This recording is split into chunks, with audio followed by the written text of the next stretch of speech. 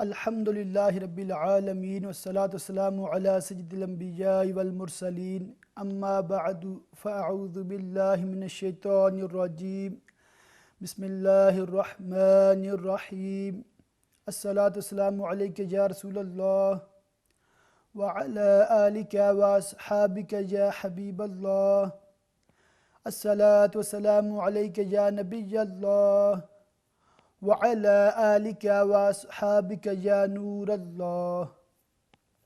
امہ چینل کے ناظرین، آپ دیکھ رہے ہیں پروگرام یور کوسچنز آنسرڈ۔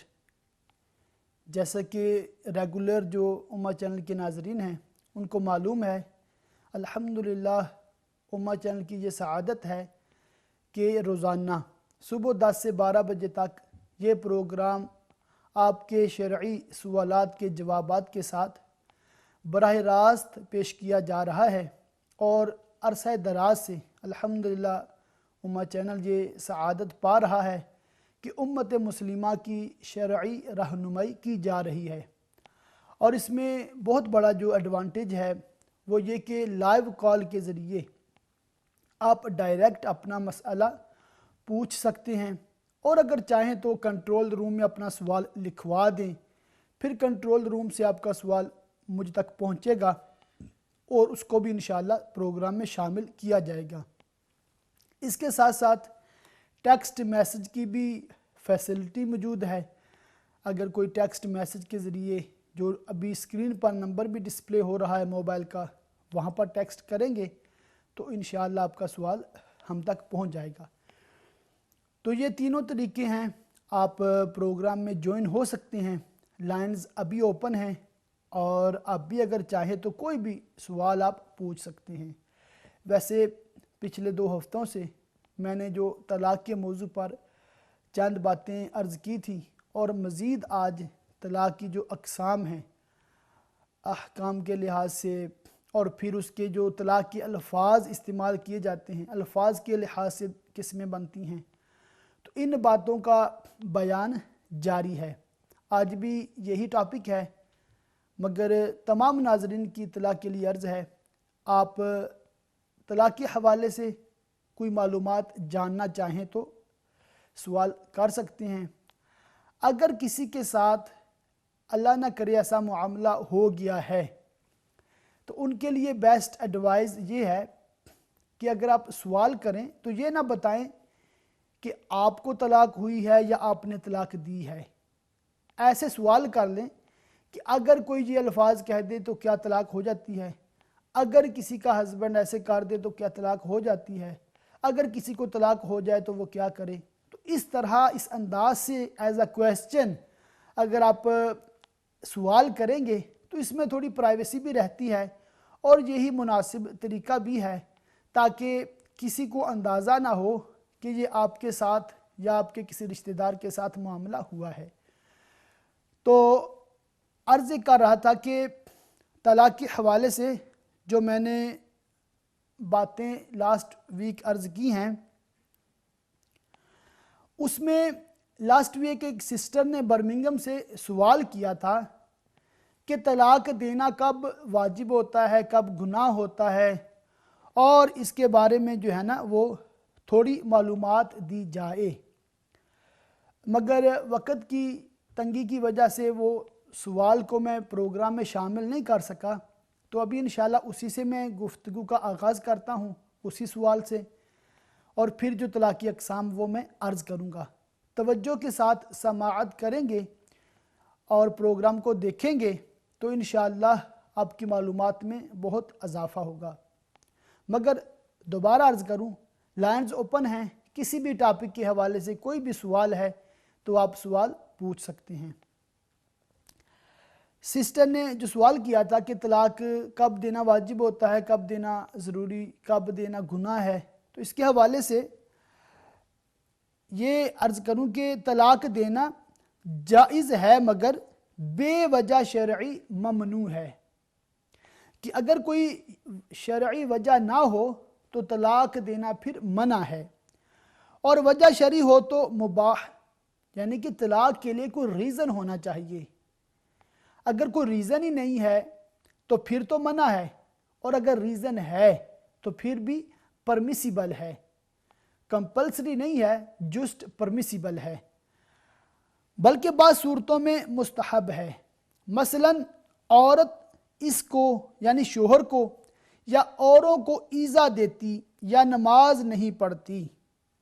حضرت سیدنا عبداللہ بن مسعود رضی اللہ تعالیٰ عنہ فرماتے ہیں کہ بے نمازی عورت کو طلاق دے دوں اور اس کا مہر میرے ذمہ باقی ہو، اس حالت کے ساتھ دربار خدا میں میری پیشی ہو تو یہ اس سے بہتر ہے کہ اس کے ساتھ زندگی بسر کروں۔ اور بعض صورتوں میں طلاق دینا واجب ہے، مثلا شوہر نامرد یا ہجڑا ہے، یا اس پر کسی نے جادو یا عمل کر دیا ہے کہ جماع کرنے پر قادر نہیں، اور اس کے ازالے کی بھی کوئی صورت نظر نہیں آتی، کہ ان صورتوں میں طلاق نہ دینا سخت تکلیف پہنچانا ہے۔ تو یہ اختصار کے ساتھ میں نے چند باتیں عرض کی ہیں، اور ان کو آپ جب غور کریں گے، اس کو سمجھنے کی کوشش کریں گے، تو نارملی عام حالات میں طلاق دینا واجب تو نہیں ہوتا، مگر جو ہمارا ایٹیٹیوڈ ہے، مگر جو ہمارا بیہیویئر ہے، ہم ہر معاملے میں بہت جلد باز واقع ہوئے ہیں، بغیر سوچے سمجھے فوراً فیصلے کر دیتے ہیں، اور کتنے سالوں کا جو ساتھ بنا ہوتا ہے، پیار محبت کا، ایک دوسرے پر اعتماد کا، اور سب چیزوں کو صرف محض عارضی اور ٹمپریری غصے کی وجہ سے وہ ساری ایک دوسرے کے احسانات کو بھلا کر طلاق دے دی جاتی ہے۔ اور جو میں عرض کر رہا تھا کہ طلاق دینا بھی نہیں نہ آتا، جو طلاق دینا پرمیسیبل ہے، پھر اس طلاق دینے کا طریقہ بھی ہے کہ کس طریقے سے دیں گے تو پرمیسیبل ہے۔ اب جو طلاق دی جاتی ہے عموماً 3 طلاقیں اکٹھی دے دی جاتی ہیں۔ اس پہ میں نے لاسٹ ویک آخر میں پروگرام کے حدیثیں بیان کی تھی کہ اگر ایک مجلس میں ایک جگہ پر شوہر نے بیوی کو 3 طلاقیں اکٹھی دے دی ہیں تو 3 ہی کاؤنٹ ہوں گی، اس میں علماء کا کوئی اختلاف نہیں ہے، اور یہ بات قرآن حدیث اور فقہاء کرام کی کتابوں سے بالکل ثابت ہے، اس میں تو ہم آرگو نہیں کریں گے، اس پہ تو کوئی کمپرومائز نہیں ہے۔ مگر کہنے کا مطلب یہ ہے کہ 3 طلاقیں دینا، وہ بھی اکٹھی دینا، یہ گناہ ہے، یہ اب گناہگار ہوتے ہیں۔ اب جو میں نے عرض کیا تھا طلاق احسن کا طریقہ، اس کو دہرا دیتا ہوں تاکہ جو نئے ناظرین ہیں ان کو بھی پتہ چل جائے۔ طلاق احسن یہ ہوتی ہے کہ شوہر اپنی بیوی کو پاکی کے دنوں میں جن ایام میں جماع نہ کیا ہو، اس میں ایک طلاق، لفظ طلاق صریح کے ساتھ وہ ایک طلاق رجعی دے اور رجوع نہ کرے، عدت گزر جائے۔ جب عدت گزر جائے گی، اگر عورت حائضہ ہے، اس کو حیض وغیرہ آتے ہیں، تو 3 منتھلی حیض جب گزر جائیں گے تو عورت کی جو عدت پوری ہو جائے گی، اب وہ عورت بالکل آزاد ہے، نکاح کے بندھن سے نکل گئی ہے، اور وہ جہاں چاہے نکاح کر بھی سکتی ہے، کیونکہ صرف ایک طلاق رجعی دی گئی تھی۔ اس وجہ سے اگر وہ چاہے تو اس شوہر کے ساتھ دوبارہ نئے مہر کے ساتھ گواہوں کی موجودگی میں جو نکاح کی شرائط ہیں ان کے مطابق نکاح کر سکتی ہے۔ اگر 3 طلاقیں دی ہوتی تو عدت کے بعد عورت بغیر حلالے کے ساتھ نکاح نہیں کر سکتی، اور ایک طلاق، صرف ایک طلاق، وہ بھی لفظ طلاق صریح کے ساتھ ایک طلاق رجعی دینے کا یہ ایڈوانٹیج رہتا ہے کہ عورت زندگی میں کبھی بھی واپس آ سکتی ہے، نکاح کر سکتی ہے۔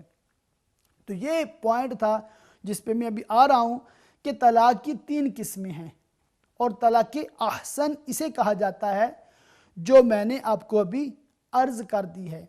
اس کے بعد ہے طلاق حسن۔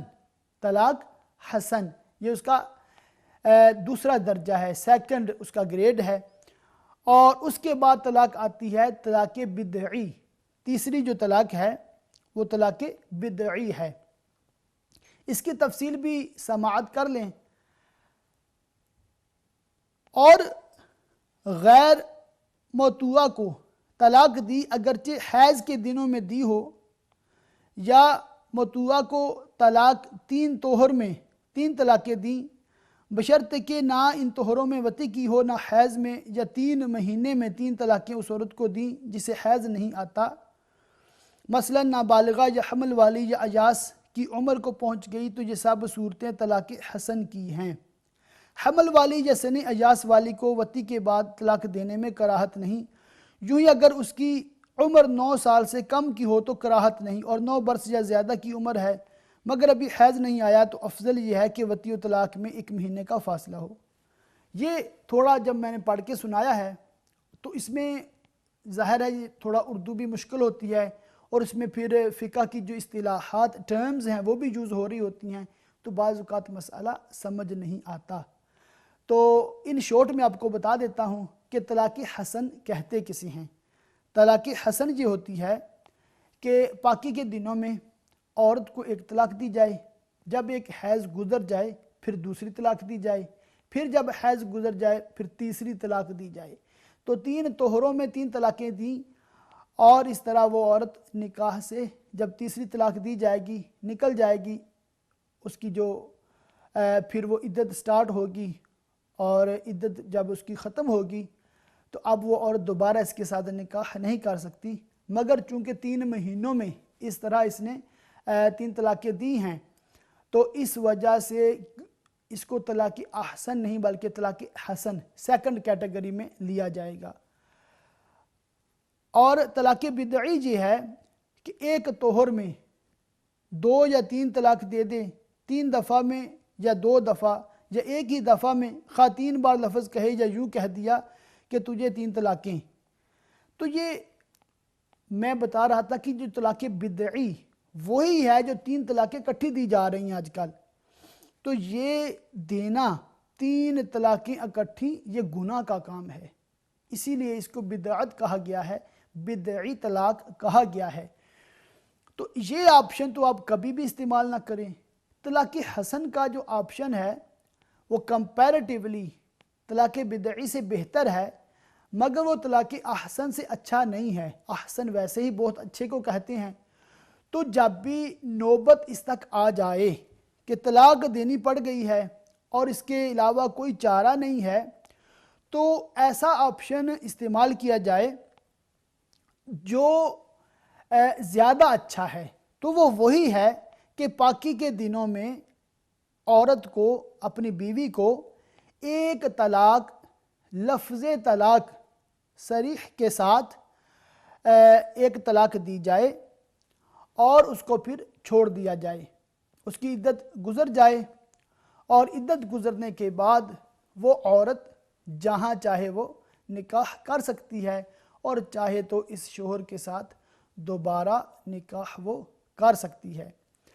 اب طلاق کی جو الفاظ استعمال کیے جاتے ہیں اس کے لحاظ سے اس کی 2 قسمیں ہیں۔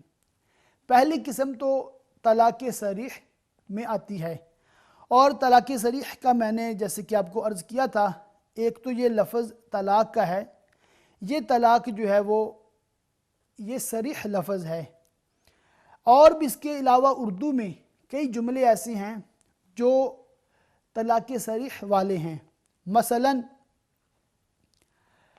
کوئی کہے کہ میں نے تجھے طلاق دی، یا تجھے طلاق ہے، یا تو مطلقہ ہے، یا تو طالق ہے، یا میں تجھے طلاق دیتا ہوں، یا اے مطلقہ، ان سب الفاظ کا حکم یہ ہے کہ 1 طلاق رجعی واقع ہوگی اگرچہ کچھ نیت نہ کی ہو، یا بائن کی نیت کی ہو، یا 1 سے زیادہ کی نیت ہو، یا کہے میں نہیں جانتا تھا کہ طلاق کیا چیز ہے، مگر اس صورت میں کہ وہ طلاق کو نہ جانتا تھا دیانتاً واقع نہ ہوگی۔ اب دیکھیں کہ یہ مسئلہ اتنا سینسٹیو ہے، اور یہ جو طلاق کے صریح الفاظ کا کہ جب طلاق کے صریح الفاظ استعمال کر لیے اور بعد میں شوہر کہہ رہا ہے کہ میں تو مذاق کر رہا تھا، میں تو ایسے ہی ہنسی کر رہا تھا، میں تو اس کو ڈرا رہا تھا، میں تو اس کو ویسے دمکا رہا تھا، میری نیت نہیں تھی، اس طرح کی جو باتیں ہیں وہ شوہر کی وہ قابل قبول نہیں ہوں گی، اور ہر صورت میں طلاق ہو جائے گی۔ مثال کے طور پر طلاق کا معاملہ ایسا ہے کہ مذاق میں دینے سے بھی طلاق واقع ہو جاتی ہے، کیونکہ اس نے لفظ صریح استعمال کیا ہے۔ حدیث پاک میں ہے 3 چیزیں ایسی ہیں کہ ان میں سنجیدگی بھی سنجیدگی ہے اور مذاق بھی سنجیدگی ہے، یعنی مذاق میں بھی وہی حکم ہے جو سنجیدگی میں ہے۔ کون سی 3 چیزیں ہیں؟ نمبر 1 نکاح، نمبر 2 طلاق، اور نمبر 3 ہے رجوع کرنا۔ تو لہٰذا اگر کسی نے اپنی حقیقی بیوی کو مذاق میں یا فلم میں یا ڈرامے میں طلاق دی تو بھی طلاق ہو جائے گی۔ تو یہ الفاظ ایسے ہیں، طلاق کا معاملہ ایسا ہے کہ اس کو ہنسی مذاق نہیں بنایا جا سکتا۔ اور بعض لوگ کہتے ہیں کہ ہم نے غصے میں طلاق دے دی ہے، تو اس کے بارے میں بھی یہ لکھا ہے کہ طلاق عموماً غصے میں ہی دی جاتی ہے، اور غصہ اگر ایسا غصہ ہو وہ بالکل ایسی صورت ہے کہ عموماً پیش نہیں آتی۔ وہ غصے کی آخری حالت یہ ہوتی ہے کہ رگیں پھول جائیں، اعضاء کانپنے لگیں، چہرہ سرخ ہو جائے اور الفاظ کپ کپائیں۔ ایسی حالت میں یا اس سے کم غصے میں طلاق دی تو واقع ہو جائے گی۔ اور اگر غصہ اس حد کو پہنچ جائے کہ بندہ بالکل ہی جیسے پاگل ہو جائے، تو صرف اس صورت میں اس غصے میں طلاق نافذ نہیں ہوتی، طلاق نہیں ہوتی، مگر عموماً ایسا غصہ لاکھوں میں کسی کو آتا ہے۔ تو عام طور پر جو غصے آتے ہیں آج کل اور اس کے بارے میں فتویٰ پوچھا جاتا ہے تو یہ غصوں میں طلاق ہو جاتی ہے۔ میں نے عرض کیا کہ مذاق میں بھی طلاق ہو جاتی ہے، اور حتیٰ کہ اگر عورت حیض کے دنوں میں ہے، اس میں بھی بعض لوگوں کو تشویش رہتی ہے۔ حیض اور حمل دونوں حالتوں میں طلاق ہو جاتی ہے، البتہ حیض کی حالت میں طلاق دینا گناہ ہے، اور اگر 1 یا 2 طلاقیں رجعی دی ہوں تو رجوع کرنا واجب ہے۔ اس پہ ایک حدیث پاک ہے کہ حضرت سیدنا عبداللہ بن عمر رضی اللہ تعالیٰ عنہما نے اپنی بیوی کو حیض کی حالت میں 1 طلاق دی تو نبی کریم رؤوف الرحیم صلی اللہ تعالیٰ علیہ وآلہ وسلم نے انہیں طلاق سے رجوع کرنے کا حکم دیا اور فرمایا کہ رجوع کر کے پھر طہر یعنی پاکی کے دن گزر جائیں، پھر حیض کے دن آئیں، پھر جو دن پاکی کے آئیں ان میں طلاق دے۔ تو یہ حدیث پاک بخاری مسلم اور اسی سے پھر مشکات شریف میں بھی درج ہے۔ لہٰذا جو شخص حیض کی حالت میں عورت کو 1 یا 2 طلاقیں دے تو اس پر لازم ہے کہ رجوع کرے، کہ اس حالت میں طلاق دینا گناہ تھا۔ اگر طلاق دینی ہے تو اس حیض کے بعد پاکی کے دن گزر جائیں، پھر حیض آ کر پاک ہو تو اب طلاق دے۔ اسی طرح بعض اوقات نشے میں لوگ طلاق دے دیتے ہیں، اس کا بھی حکم آپ سماعت کر لیں۔ اگر کسی نے نشہ پی کر طلاق دی تو ہو جائے گی۔ نشہ خواہ شراب پینے سے ہو یا بھنگ یا افیون یا چرس یا کسی اور چیز سے، بہر صورت طلاق ہو جائے گی۔ البتہ اگر کسی نے اسے مجبور کر کے یعنی قتل یا عضو کاٹ دینے کی دھمکی یا دھوکے سے نشہ پلا دیا ہو، یا وہ حالت اضطرار میں تھا یعنی پیاس سے مر رہا تھا اور کوئی حلال شے پینے کو نہ تھی، تو ایسی حالت میں شراب وغیرہ نشہ کی چیز پی اور اس کے نشے میں طلاق دی تو واقع نہ ہوگی، اور نیند میں دی جانے والی طلاق بھی واقع نہیں ہوتی۔ تو عموماً جو نشہ کرنے کی عادی ہوتے ہیں وہ خود نشہ پیتے ہیں، خود نشہ کرتے ہیں، تو معاذ اللہ اگر کسی نے نشہ کیا ہے، شراب وغیرہ پی ہے، تو اس میں جو طلاق دی بیوی کو تو تب بھی طلاق ہو جاتی ہے۔ میں یہ عرض کر رہا تھا کہ شوہر کی جیسے مختلف حالتیں ہوتی ہیں، جیسے غصہ میں ہے یا نشہ میں ہے یا مذاق میں طلاق دے رہا ہے، تو ان سب صورتوں میں طلاق ہو جاتی ہے۔ اور اسی طرح میں یہ عرض کر رہا تھا کہ عورت چاہے وہ حاملہ ہو، چاہے وہ حیض کے دوران ہو، چاہے وہ سامنے ہو، چاہے وہ غائب ہو، ہر صورت میں طلاق ہو جاتی ہے۔ اور یہ میں سمجھانے کی کوشش کر رہا تھا کہ طلاق جو صریح ہے اس کے جو الفاظ ہیں ان کا میں بیان کر رہا تھا، اور اسی طرح پھر الفاظ کے لحاظ سے جو طلاق کی دوسری قسم ہے طلاق کنایہ، جو کنایہ الفاظ ہیں ان کا بھی انشاءاللہ میں بھی بیان کروں گا۔ تو تمامی احباب توجہ کے ساتھ سماعت کریں، اور آپ کے ذہن میں کوئی بھی سوال ہو، چاہے وہ طلاق سے ریلیٹڈ ہے یا نہیں ریلیٹڈ، آپ امہ چینل کی اسکرین پر یہ نمبر دیکھ رہے ہیں، ایسے لائیو نمبر پر آپ کال کریں اور اپنا کوئی بھی مسئلہ آپ پوچھنا چاہیں اپنی معلومات کے لیے، یا آپ دوسروں کی معلومات کے لیے کوئی سوال کرنا چاہیں، یا جو میں نے گفتگو کی ہے اس پر آپ کو کوئی سمجھنے کی حاجت ہے، تو اس پہ بھی آپ سوال کر سکتے ہیں۔ ایک سسٹر ہیں کال پر۔ السلام علیکم۔ وعلیکم السلام جی، تھانوں بہت بہت سلام۔ جی وعلیکم وعلیکم مولانا، مطلب میں پوچھنا چاہنی ہوں بھی جڑا میں پچھلے اتوار میں پوچھا سی نا تو میں درداں نے تو دسیا سی یا سلام 111 واری پڑھو۔ جی جی تے میں پہلے 11 واری درود شریف پڑھنی ہے، پھر 111 واری پڑھنی ہے یا سلام، تے پھر درود شریف 11 واری پڑھنی ہے۔ جی جی انہاں چیزاں والے پاسے میرا بہت دھیان ہے، میں وہ ہی ہاں جڑی تواڈے کو فون منگدی ساں تے لی ہے تواڈا میرے کول ہی۔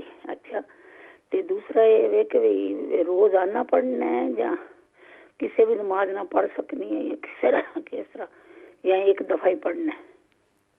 جی اس پہ میں عرض کرتا ہوں۔ اور کوئی سوال آپ کا؟ وہ سوال یہ ہے کہ دوسرا یہ ہے کہ وضو تو بغیر میرے کو تھوڑی جی پرابلم پیشاب دی بہت زیادہ ہے، تے وضو تو بغیر بھی میں راتی جے سونی ہوں تو پڑھ سکنی ہوں کوئی چیز جو کچھ پڑھنا چاہواں؟ جی میں اس پہ بھی عرض کر دیتا ہوں کہ وضو کے بغیر کون کون سے وضاحت پڑھ سکتے ہیں۔ ترے کولو آندے تسی پڑھ کے راتی تے ہتھاں تے پھوک کے تم پھیریا کرو۔ جی ٹھیک ہے، میں عرض کرتا ہوں۔ ٹھیک میں ہے، اور ہر چیزاں پڑھنی ہیں، بس میرے کو بہت کتاباں نے تے میں کدی زیادہ فون نہیں کیتا اس طرح، تے مہربانی بڑی بڑی تہاڈی، مطلب میرے واسطے دعا کرو، میرے سارے بدن چ درداں نے۔ جی اللہ پاک آپ کو شفا عطا فرمائے، اور بھی جو ناظرین بیمار ہیں اللہ تعالیٰ تمام کو شفائے کاملہ عطا فرمائے۔ آمین آمین۔ اچھا جی، السلام علیکم۔ جی جزاک اللہ، وعلیکم السلام ورحمۃ اللہ وبرکاتہ۔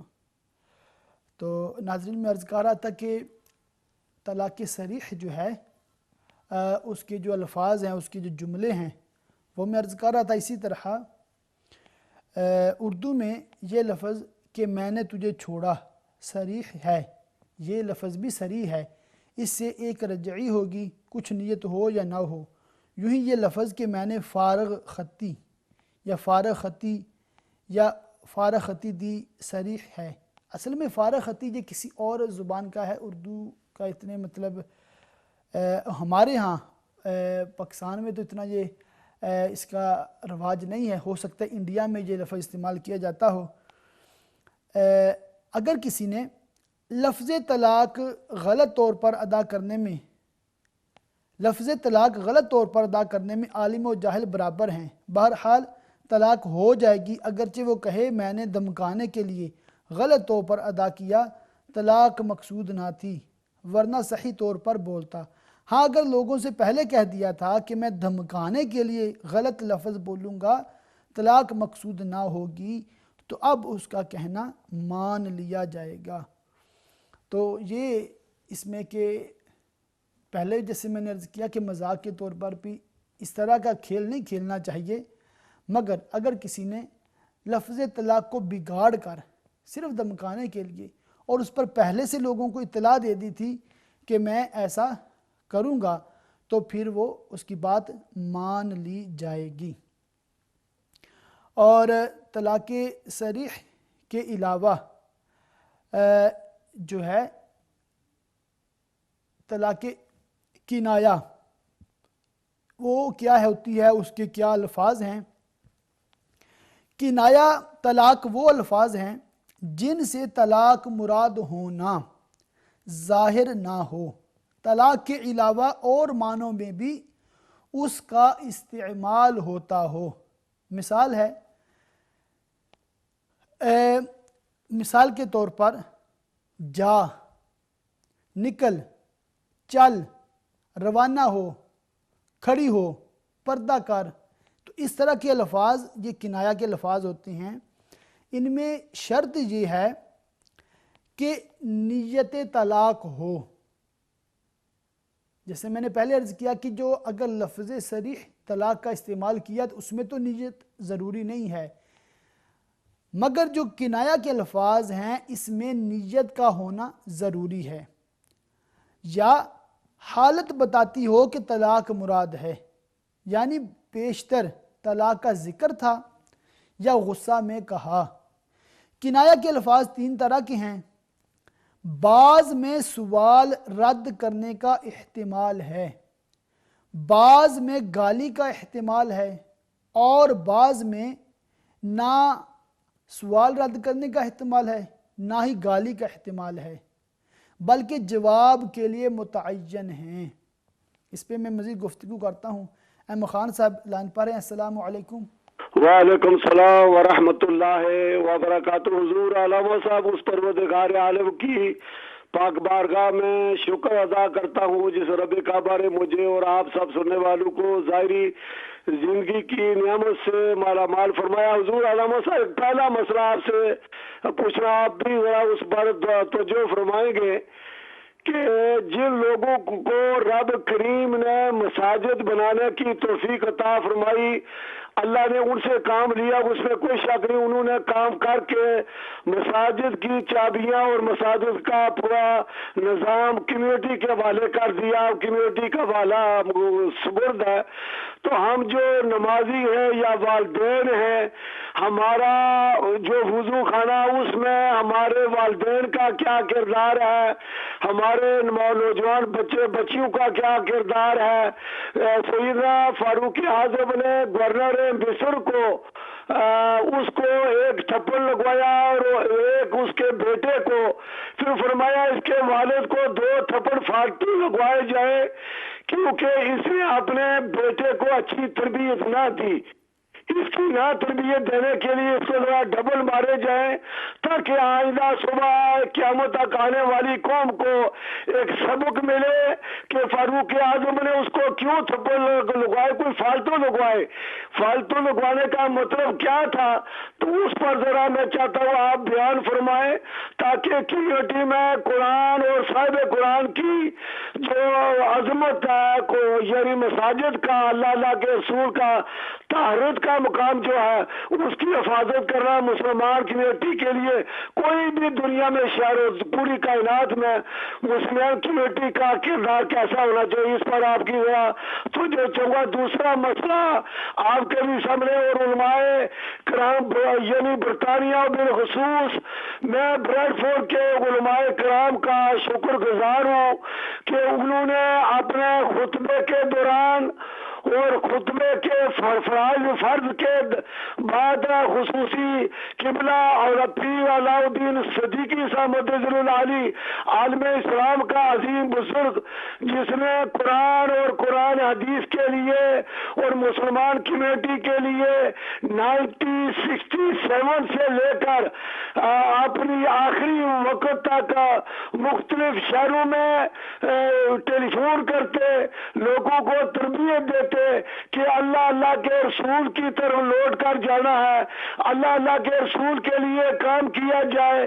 تو میں نے دیکھا کل وہاں میں گیا ہوا تھا جنازہ مبارک میں، تو وہاں جہاں حضور کی میلاد پاک کی محفل ہوتی تھی وہاں وہ اتنا گول بڑا ہوا ہوتا نہ ہوتا تھا، لیکن اللہ کا رسول کسی کا قرضہ باقی نہیں رکھتا. یہ میرے رب اور رب کے رسول کی شان ہے.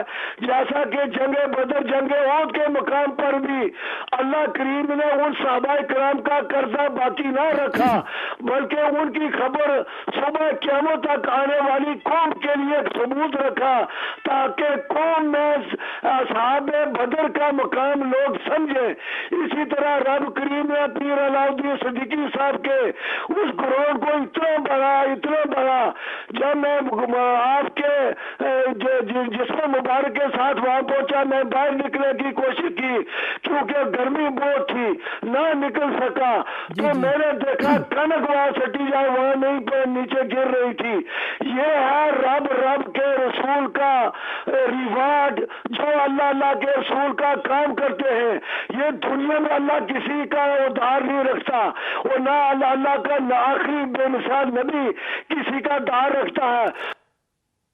जी माशाल्लाह, आप अपने जज्बात का इजहार फरमा रहे थे, और जैसा कि नाजरीन को भी मालूम है कि शेखुल इस्लाम हज़रत अल्लामा पीर अलाउद्दीन सिद्दीकी रहमतुल्लाहि तआला अलैह, उनका विसाले पुरमलाल हुआ है, और यस्टरडे उनका बर्मिंघम में बहुत बड़ा जनाज़ा हुआ है, और बहुत कहते हैं कि यूके की तारीख़ का सबसे बड़ा कह लें जनाज़ा हुआ है। और ये बंदा मोमिन के लिए, अल्लाह के वली के लिए, अल्लाह के नेक बंदे के लिए दुनियावी इनाम होता है कि मखलूक खुदा के दिल उनकी तरफ कितने मायल थे, कितने लोग, कितने मशाइख, कितने उलमाए कराम उनसे महब्बत करते थे। हम भी दुआ गो हैं कि अल्लाह ताला पीर साहब के दर्जात को बुलंद फरमाए, उनके जितने भी लवाहिकीन हैं, उनके शहजादगान हैं, उनके मुरीदीन हैं, मुहिब्बीन हैं, तो उम्मा चैनल की तरफ से सबसे ही ताज़ियत भी करते हैं, और दुआ गो हैं कि अल्लाह ताला पीर साहब के रूहानी फैज़ को मज़ीद जारी व सारी फरमाए, और उनका आस्ताना ता क़यामत सलामत रहे, और अल्लाह ताला उनके मुरीदीन मुहिब्बीन को ज़्यादा से ज़्यादा नेक अमाल करके अपने पीर साहब के साले सवाब के लिए काम करने की, उनके मिशन को जारी रखने की तौफीक अता फरमाए। एक सिस्टर हैं, अस्सलाम वालेकुम। जी वालेकुम सलाम। मौलाना साहब आप ठीक हैं? जी अल्हम्दुलिल्लाह। अच्छा मौलाना साहब, मेरा एक सवाल है, अभी नमाज में अगर बंदा दुरूद इब्राहिमी 2 बार पढ़ लेता है भूल के, तो इसके बारे में बताएंगे प्लीज। भूले से पढ़ा है 2 बार जानबूझ के? नहीं, भूले से बंदा पढ़ लेता है। मैं कितनी बार ना भूल जाती हूँ, मुझे भूलने की बीमारी है, तो मैं भूल के दुरूद इब्राहिमी 2 बार पढ़ लेती हूँ। ठीक है जी, तो मैं इस पे इंशाल्लाह अर्ज करता हूँ। ठीक है, हाँ तो ठीक है, अल्लाह हाफिज़, दुआ में याद रखना इंशाल्लाह। हाफिज़। तो नाज़रीन, मैं अर्ज़ कर रहा था कि पीर अलाउद्दीन सिद्दीकी रहमतुल्लाहि तआला अलैह आलम इस्लाम के बहुत बड़े रूहानी मजहबी शख्सियत थे। अल्लाह ताला आपके दर्जात बुलंद फरमाए। और मज़ीद जो पहला सबसे सवाल किया गया था सिस्टर ने, एक और सिस्टर है बर्मिंघम से। अस्सलामु अलैकुम। वालेकुम अस्सलाम व रहमतुल्लाहि व बरकातुहू। अल्लामा साहब, अल्लाह रब्बुल इज़्ज़त आपको दराज़ी उम्र बिल खैर अता करे। जी आमीन। और आपका कहना और हमारा सुनना कबूल करे। जी आमीन। अल्लामा साहब, पिछले हफ्ते की तरह आपने फिर निकाह का मौजू रखा है, और मैं आपकी बहुत शुक्रगुजार हूँ कि इसी बहाने लोगों को मालूमात होती हैं। बच्चों को तो होती ही नहीं है, वो तो सही बात है, मतलब जी बड़ों को भी इसके बारे में कोई खास मालूमात नहीं है। तो इसी के हवाले से मैं आपकी इजाज़त से ये भी कहना चाहूँगी कि जो मतलब उलमाए कराम मेंबर और मेहराब के वारिस हैं, तो उनको भी अपनी मसाजिद में ख़ास तौर पर जब बच्चों की छुट्टियाँ हों तो ऐसे जी मौजू को ज़ेर बहस लाना चाहिए, बयान इन पर भी करना चाहिए कि नौजवानों को भी इसकी जी मालूमात हो। क्योंकि जब वो मस्जिद में जाते हैं, चाहे वो अपने दिल से जाते हैं या जी मतलब जी माँ और बाप के फोर्स करने से जाते हैं, लेकिन वहाँ जो बैठ के वो जो सुनते हैं तो उनके जो दिल में बात उतरती है, ज़हन में होती है बातें। इसी तरह अगर जो वालिदैन ने, अगर मैं आपसे ये भी कहना चाहूँगी और मशवरा भी लेना चाहूँगी कि अगर निकाह की तकरीब रखी जाए और अगर उसमें किसी आलिम दीन जो इंग्लिश मतलब बोल सकता हो, तो उसका अगर वालिदैन एहतमाम करे कि वो अगर निकाह भी पढ़ाए और कुछ बयान तलाक के हवाले से भी करे, तो इसका क्या हुक्म होगा। क्योंकि कुछ जी वालिदैन कहते हैं कि नहीं जी, निकाह की इतनी वो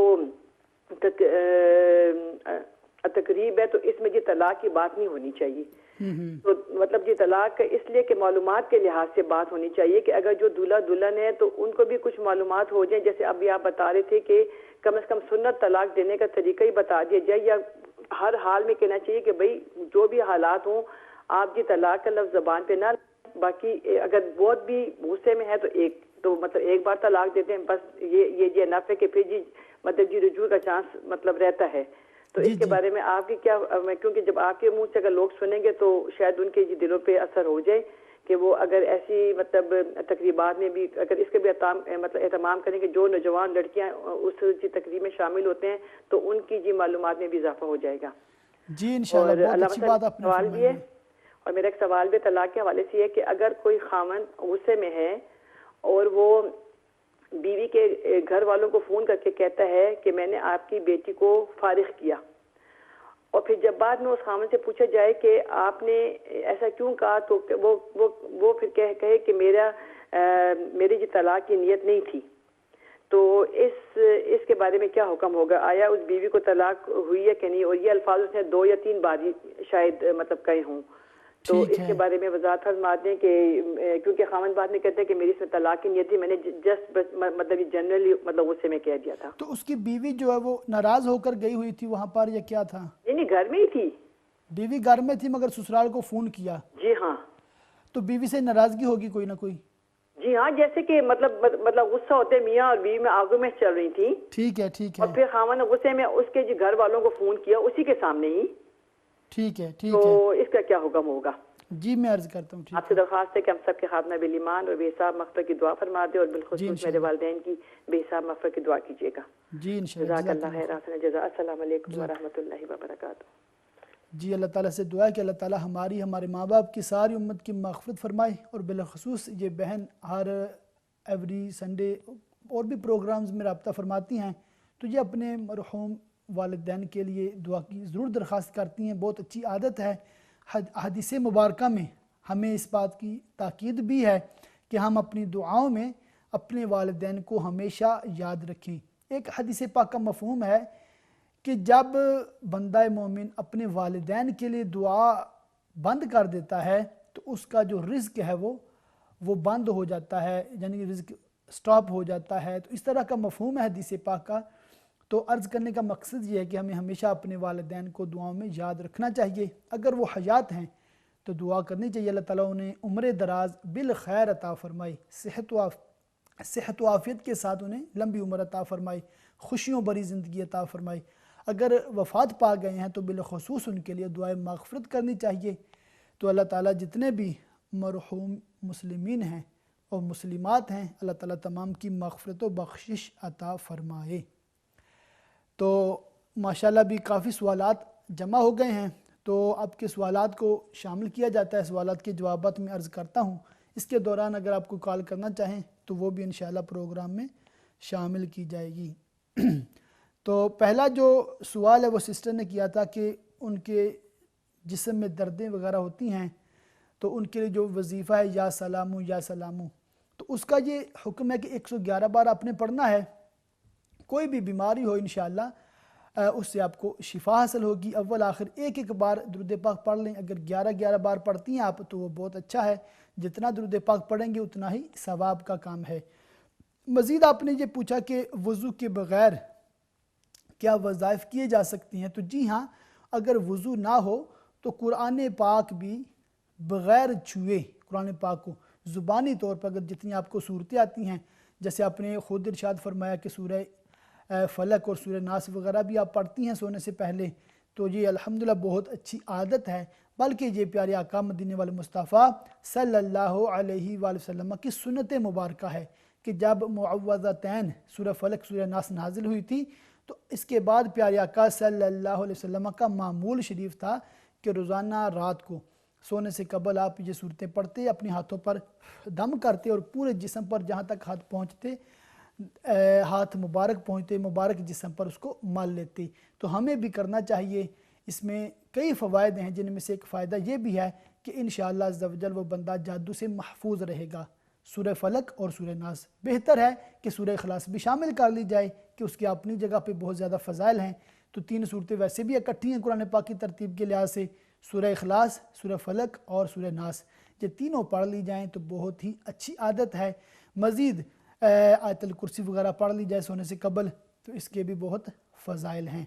تو اس کے علاوہ بھی اگر آپ کوئی وظیفہ دن کے دوران بھی کرنا چاہیں اور وضو نہیں ہے تو تسبیح کریں، آپ کو انشاءاللہ بہت ثواب ملے گا. چلتے پھرتے اٹھتے بیٹھتے مرد عورت دونوں کے لیے حکم ہے کہ وہ درود پاک کی تسبیح یا ویسے اللہ تعالیٰ کے اسماء مبارکہ کی تسبیح اور سبحان اللہ الحمدللہ اللہ اکبر کلمات طیبات کی تسبیح اگر کرنا چاہیں تو بغیر وضو کے بھی کرنے کی اجازت ہے۔ اس کے علاوہ احمد خان صاحب نے فرمایا کہ ہمارے بزرگوں نے ہمارے لیے مساجد تعمیر کی ہیں اور نوجوان نسل کو کیا کرنا چاہیے، تو ظاہر سی بات ہے۔ جی ایک اور سسٹر بریڈ فورڈ سے ہیں غالباً ایک سسٹر۔ السلام علیکم۔ وعلیکم السلام ورحمۃ اللہ وبرکاتہ، کیسے ہیں علامہ صاحب؟ جی الحمدللہ کل حال۔ اچھا علامہ صاحب، میں ایک سوال پوچھنا چاہتی ہوں کہ آج کل جو ایک ہوا سی چلی ہے، یہ جو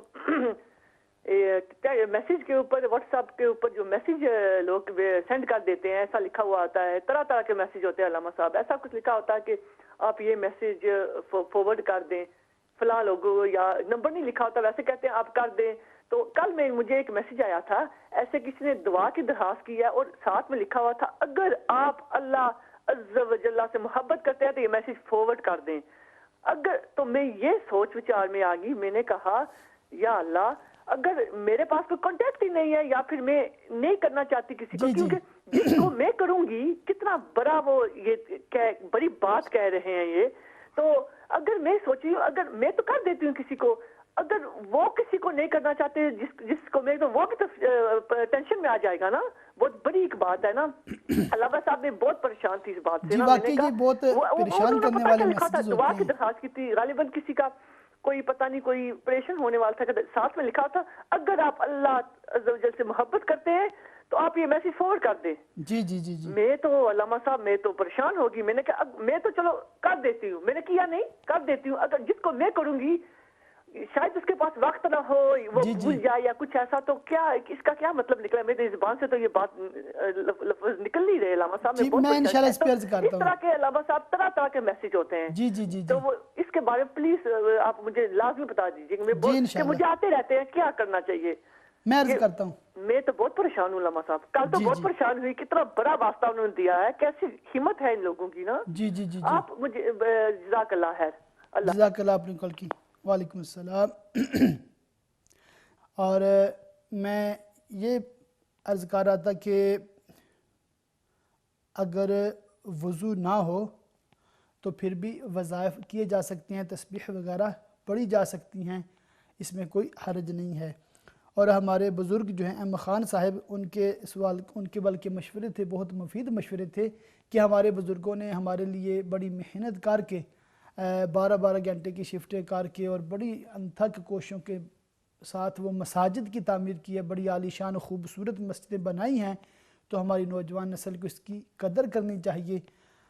غالباً وہ یہی فرمانا چاہتے تھے کہ انہیں نمازوں کی اہتمام کرنے چاہیے، اور بالخصوص یہ بھی توجہ دلا رہے تھے کہ والد صاحب کے یہ ذمہ داری بنتی ہے کہ اپنی اولاد کو دینی تعلیم ضرور دے، ان کو ادب سکھائے، ان کو دینی معلومات دے۔ اور حضرت سیدنا عمر فاروق اعظم رضی اللہ تعالیٰ عنہ کے دور کا واقعہ بھی وہ پیش فرما رہے تھے، تو واقعی ان کی بات بہت درست ہے۔ ہمیں اپنی اولادوں کو، اپنے بیٹوں کو، بیٹیوں کی شرعی دینی رہنمائی کرنی چاہیے، ان کو ضروری دینی احکام سکھانے چاہیے۔ اور مزید جو ہے وہ ایک بہن نے جو سوال کیا تھا کہ ان کو نماز میں بھول جانے کی عادت ہے اور ان کو اکثر وسوسے آتے رہتے ہیں، اور ان کو ایسا فیل ہوتا ہے جیسے انہوں نے کچھ پڑھا ہے تو وہ سمجھتے شاید میں نے ابھی تک پڑھا نہیں ہے، اور شاید ان کو نماز کی جو رکعتیں ہیں ان کے حوالے سے بھی وسوسے آتے ہوں گے۔ تو ایسا کوئی بھی بھائی ہے یا بہن ہے جس کو نماز میں وسوسے آتے ہوں، تو ان کے لیے سب سے پہلی تو یہ گزارش ہے کہ اگر آپ کی یہ مستقل پرابلم ہے کہ آپ کو ہمیشہ وسوسے آتے ہیں، تو اس کا ایک بہترین حل یہ ہے کہ آپ اس وسوسے کو نظر انداز کریں، اس وسوسے پر توجہ نہ دیں، کیونکہ آپ وسوسہ چونکہ شیطان کی طرف سے ہے اور آپ وسوسے پر جو عمل کر رہے ہیں تو وہ شیطان کی ان ڈائریکٹ آپ اطاعت کر رہے ہیں۔ اسی لیے علماء کرام نے یہ مشورہ دیا ہے، یہ مطلب اس کا ایک وسوسوں کا علاج بھی بتایا ہے کہ اگر کسی کو وسوسے زیادہ آتے ہوں تو اس کے لیے حکم ہے کہ وہ اس وسوسے کو خاطر میں نہ لائے، اس پہ کوئی توجہ نہ دے، کوئی اس پہ ریاکشن نہ دے، تو انشاءاللہ عز و جل اس کا جو وسوسے آنے بند ہو جائیں گے۔ تو کیونکہ شیطان تو چاہتا ہی یہی ہے، جو ہی ہم نماز کے لیے کھڑے ہوتے ہیں بلکہ نماز کی نیت ہی کرتے ہیں، ارادہ ہی کرتے ہیں کہ ابھی ہم نے نماز پڑھنی ہے، تو 100 طرح کے وسوسے دینا شروع ہو جاتا ہے۔ جو ہی آپ نماز شروع کر لیتے ہیں تو پھر آپ کو کئی طرح کے وسوسے آنا شروع ہو جاتے ہیں، طہارت کے حوالے سے، کپڑوں کی طہارت کے حوالے سے، اور مزید نماز میں جو آپ قراءت کر رہے ہیں اس کے حوالے سے وسوسے آ رہے ہوتے ہیں بعض اوقات۔ تو اس کا بہترین حل ایک یہ بھی ہے کہ آپ شیطانی وسوسے جو ہیں ان کی ایک کاٹ یہ بھی ہے کہ اس پہ توجہ نہ دیں۔ آپ نے ایک بار پڑھ لیا ہے، اب آپ کو دوبارہ محسوس ہو شاید نہیں پڑھا ہے، تو اب یہ بھول جائیں، اس چیز کو نظر انداز کر دیں اور اپنی نماز کمپلیٹ کریں۔ انشاءاللہ آپ نے جو کوشش کی ہے، آپ کی جو نیت ہے وہ صاف ہے، اللہ تعالیٰ کی رضا حاصل کرنے کے لیے آپ نے کیا ہے، تو انشاءاللہ عز و جل آپ کی نماز مکمل ہے، اور آپ کی نماز انشاءاللہ اللہ تعالیٰ اپنی پاک بارگاہ میں قبول فرمائے گا۔ آپ وسوسوں پر بالکل پریشان نہ ہوں۔ اس کا ایک بہترین حل یہ بھی ہے۔ اور اگر آپ نے اب یہ آپ کو بعد میں پتہ چلا کہ آپ نے درود شریف بھول کر 2 بار پڑھ لیا تھا، تو اس پہ کوئی پریشان ہونے والی بات نہیں ہے، سجدہ سہو وغیرہ لازم نہیں آتا۔ اور اس کے علاوہ بھی اگر آپ کو وسوسے آتے ہیں تو مزید اس میں یہ ہے کہ جیسے عقائد کے حوالے سے وسوسے آتے ہوں، نماز کے علاوہ میں بات کر رہا ہوں، اور کسی قسم کے وسوسے جب بھی آپ کو آئیں تو آپ تعوذ اعوذ باللہ من الشیطان الرجیم یہ پڑھ لیا کریں، تو انشاءاللہ وسوسے کم ہو جائیں گے۔ مزید یہ کہ آپ دینی معلومات اپنی زیادہ بڑھائیں، نماز کی شرائط، فرائض، واجبات جب سیکھ لیں گے ایک بار انشاءاللہ سارے، تو پھر بھی وسوسے آنے کم ہو جائیں گے۔ اللہ تعالیٰ ہمیں وسوسوں سے محفوظ فرمائے۔ ایک سسٹر نے برمنگھم سے کال کی تھی، انہوں نے بہت اچھا مشورہ دیا ہے، اور انہوں نے یہ مجھے حکم بھی دیا کہ میں تمام ناظرین کو یہ عرض کروں کہ دیکھیں، جب بھی نکاح کا موقع ہو، ہمارے یہاں شادی جب ہوتی ہے تو شادی ہال وغیرہ بک کروائے جاتے ہیں، اور معاذ اللہ ثم معاذ اللہ وہاں پر مرد و عورت بے پردہ اور فل ڈریسڈ اپ اور ہر طرح کا میک اپ، ہر طرح کے رنگین لباس پہن کے ایک دوسرے کے ساتھ ہنسی مذاق کر رہے ہوتے ہیں، کٹھے رشتہ دار بیٹھے ہوتے ہیں، اور نہ محرم نہ محرمہ کا کوئی تمیز نہیں رکھتے۔ اور پھر المیہ یہ ہے کہ ایسے جو ویڈنگ ہالز ہوتے ہیں ان میں فل میوزک چلائے ہوتے ہیں، گانے بج رہے ہوتے ہیں، ڈھول بج رہے ہوتے ہیں، تو یہ چیزیں تو بالکل خلاف سنت بھی ہیں، حرام بھی ہیں، گناہ بھی ہیں۔ ایک کالر ہیں، السلام علیکم۔ وعلیکم السلام ورحمۃ اللہ علیہ وسلم۔ جی جی ایک دو چھوٹے سوال ہیں۔ جی بات کریں آپ۔ اچھا حضور، جیسا کہ آپ جانتے ہیں کہ ہمارے کچھ پرانے جو بزرگ ہیں اور بعض مائیں وغیرہ ہیں، ہم اکثر لوگ اتنے پڑھے لکھے نہیں ہوتے ہیں، ہمیں ایک دو صورتیں یاد ہوتی ہیں، تو کیا ہم فرض نماز کے بغیر جو مثلا نفل نمازیں یا سنت وغیرہ ہوتی ہے اس میں اس ایک آیت کا بار بار تکرار کر سکتے ہیں؟ ٹھیک ہے، کسی آیت یا کسی صورت کی تکرار؟ جی جی، ہم کن کن نمازوں میں ہم کر سکتے ہیں؟ ٹھیک ہے، عرض کرتا ہوں انشاءاللہ۔ مہربانی، جزاک اللہ۔ جزاک اللہ خیر۔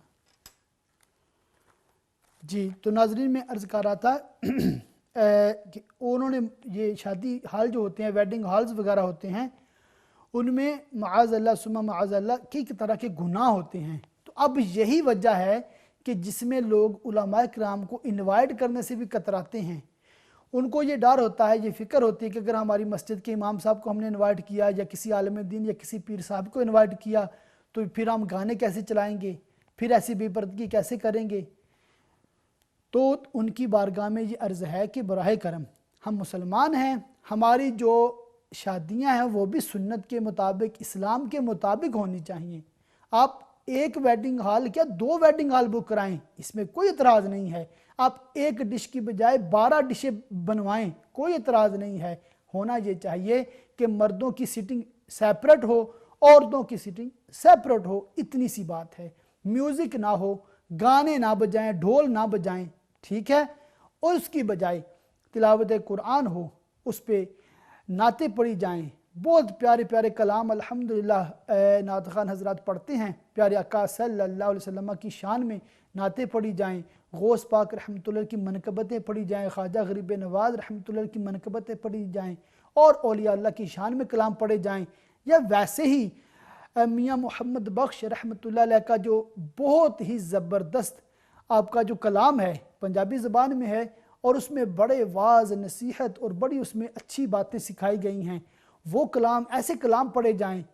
और भी जो कलाम हैं खुशी के मौका पर पढ़े जाने वाले जिसमें बेहुदा अशआर वगैरह ना हो तो वो भी पढ़े जा सकते हैं, तो आप इसका एहतमाम कर सकते हैं। साथ ही साथ क्या ही अच्छा हो किसी आलम दीन का, और बेस्ट है कि इंग्लिश स्पीकर हो ताकि जो नौजवान इकट्ठे हुए हैं उनको अंडरस्टैंडिंग भी हो। तो वहाँ पर शादी हाल में शादी वाले दिन या वलीमे वाले दिन वो आलम दीन वहाँ पर बयान करें, स्पीच करें, ताकि इतने जो लोग इकट्ठे हुए हैं सबकी दीनी शरई रहनुमाई हो। और बहुत ही अच्छा है कि शादी वाला दिन है, उसी दिन ये सिखा दिया जाए, बता दिया जाए, एजुकेशन दे दी जाए कि तलाक अहसन किसे कहती है और ये किस तरह दी जाती है और क्यों दी जाती है। कोई सीखने में प्रॉब्लम नहीं है, हम सीखते नहीं हैं, तलाक का लफ्ज़ नहीं ज़बान पे लाना, तलाक बोलना नहीं, तलाक सीखना नहीं, और जब देने की वक्त आती है तो 3 तलाक़ें इकट्ठी दे देते हैं, which is wrong, totally wrong है। तो we need to learn about divorce and how to give divorce and why do we have to give divorce, all these reasons you need to know the basics about Islamic divorce, and you need to know the rights of husband and wife। ये सब चीज़ें पे बयान हो तो अल्हम्दुलिल्लाह शादी देखें कितनी कामयाब होती है और उसकी बरकत है।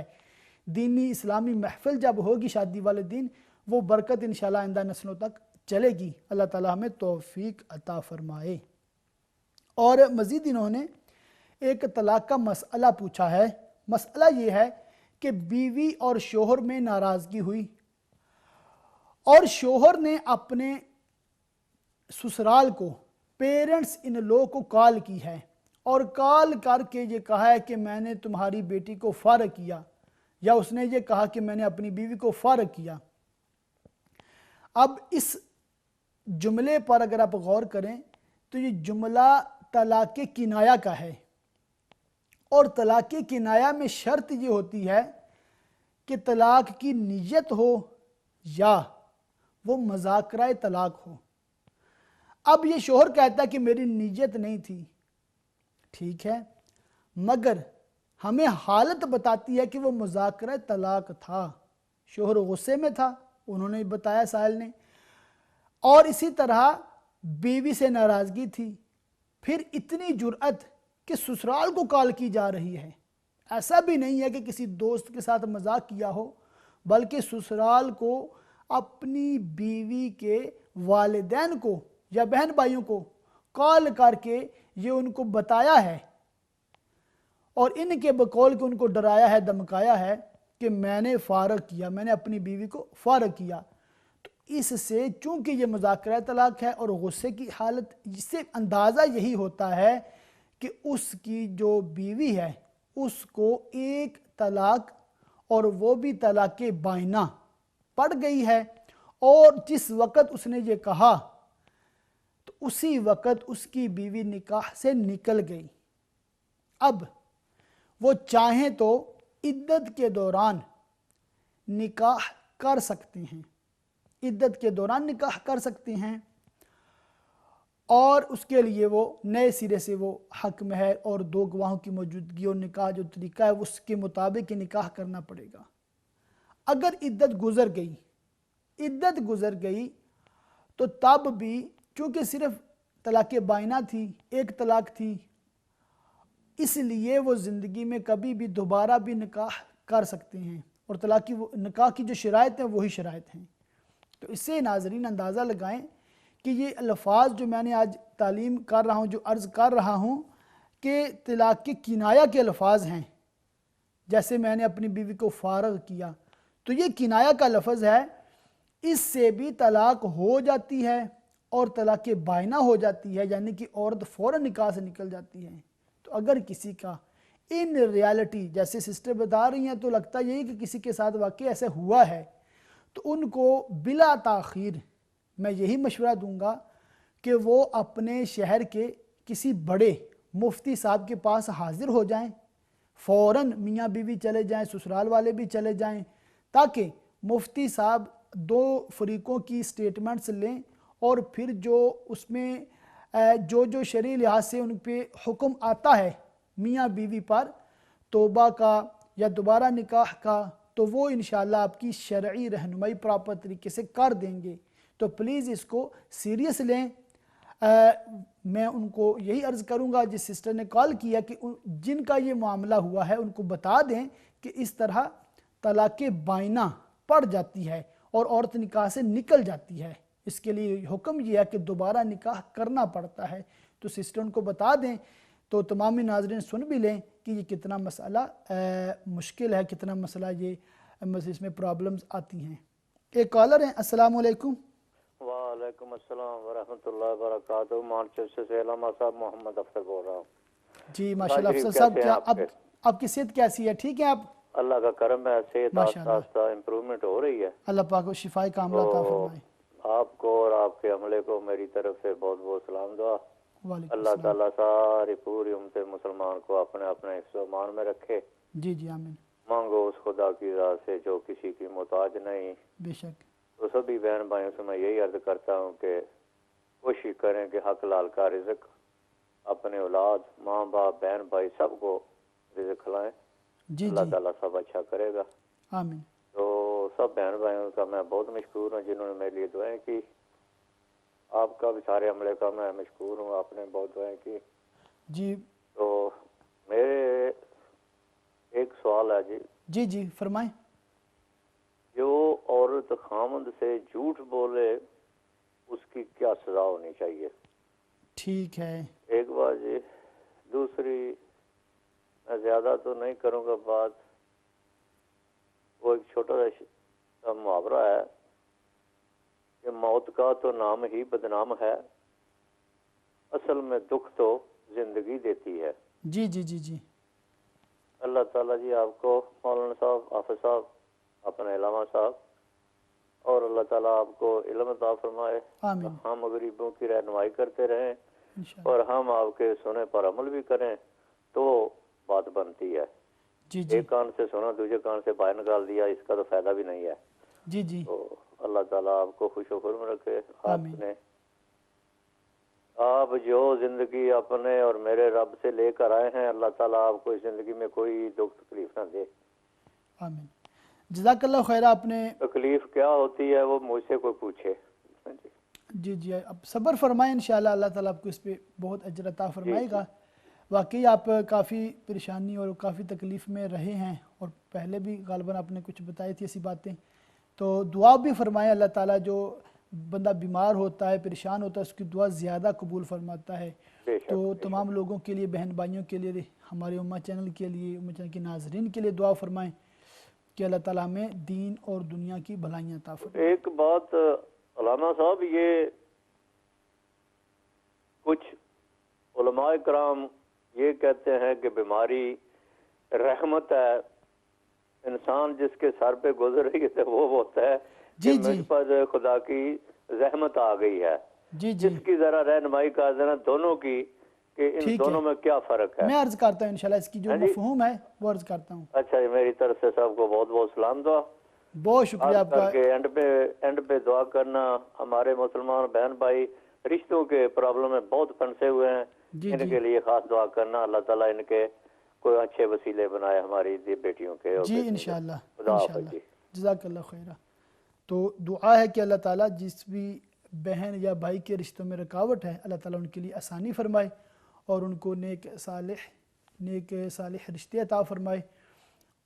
تو میں عرض کر رہا تھا آپ کے سوالات کے جوابات، اور اگر شوہر نے اپنی بیوی کو اس طرح کے الفاظ سے طلاق دے دیا تو اس کا میں نے حکم جو ہے وہ عرض کر دیا ہے، اور یہ تاکید بھی کی ہے کہ وہ اپنے شہر کے مفتی صاحب کے ساتھ ضرور رابطہ کریں۔ صرف ٹیلی فونی کال کے ذریعے یہ مسئلے اچھے طریقے سے نہ تو اس کا جواب دیا جا سکتا ہے، نہ ہی سمجھا جا سکتا ہے ساری بات کو، اصل میں سچویشن کیا ہوئی ہے، کیا واقعہ تھا۔